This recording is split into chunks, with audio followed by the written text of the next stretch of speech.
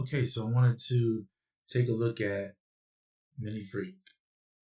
So this is a keyboard that is also a plugin. And recently, Arturia released it as a 3.0 version. And I have to say, I enjoyed it before, but I enjoyed it even more. They added a chord feature here. You have a scale, of course, but you can set a chord, kind of lock some chords in to be able to play, which is really nice. So added some particles and different grain options. So you got cloud grains, which is really cool. These hit grains, frozen, scan, particle.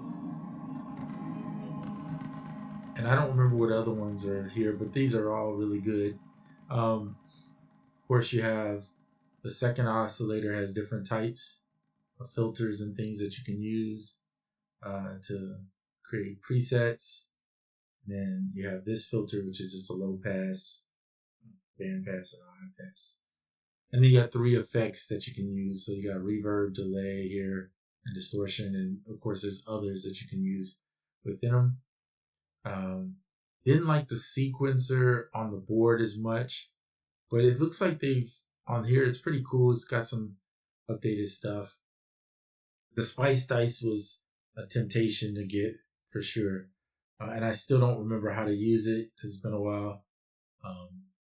But I have to say that it sounds just really good. Let me put it back on the one I like, which was Particle. No, that wasn't it. It's a Cloud. Yeah. And then you have this mod thing down here where you can set it to chromatic, continuous, different things. Of course, you can set the start, the density of how much, the volume, chaos, and adjust the tuning. Here's the matrix down here, which you can get into. And then you have a LFO shaper, which is nice. Now, I'm not going to sit here and explain this board. There's videos out that does it. You have the wheels, the macros that you can adjust how much of that, and then how much of the sequence, spice, and all that stuff is in it.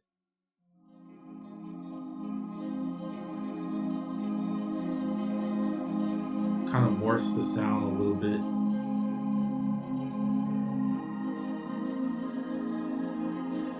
And I have to say, as a person who doesn't really know how to create sounds, and I'm not a sound designer, told you guys that before, this is probably the most simple sound design that I've ever seen. I like this feature down here to adjust the brightness of the macros. I like the timbre.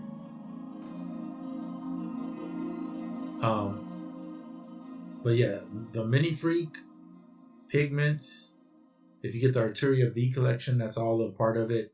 And the Micro Brood, I think is called. Or is it the Mini Brood? It's the Mini Brood. In my opinion, those are some of the best ones. They have some other ones too, of course. There's a list right here. The Mini Brood can be quite harsh. But then I don't know how to tame it, so be honest with you. There's some pads, but even the pads, see how they sound right in your face. Kind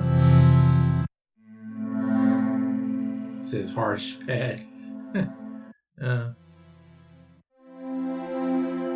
So yeah, they sound a little bit more brittle, maybe is the word. Harsh. I'm gonna call it harsh since they said harsh pad.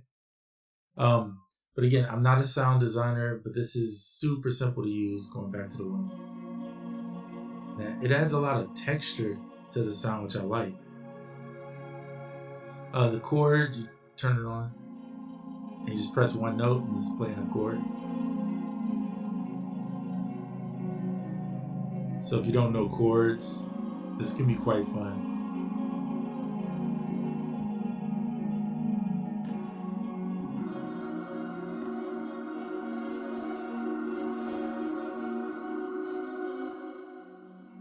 I like to play without it, but it's a cool feature to have.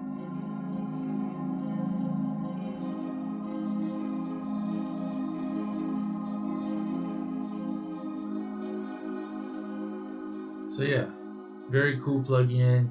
The Mini Freak. If you can get the board, I think you get the plugin with the board. So I think the plugin is normally $200. On sale, they'll be like $50 though. Sometimes $100. But like I said, if you really like this plugin a lot, definitely grab uh, the board too. Why not? If you can afford it. If you can't, just get the plugin and you'll be fine. Everything on the plugin matches what's on the board. So you really don't miss out by having the plugin. Well, that is it for this video. Just wanted to talk about the Mini Freak 5. I think that's what they call it. Or V for the V collection. I don't know why I wanted to say 5, but whatever. Yeah, and that's it. I'll see you on the next.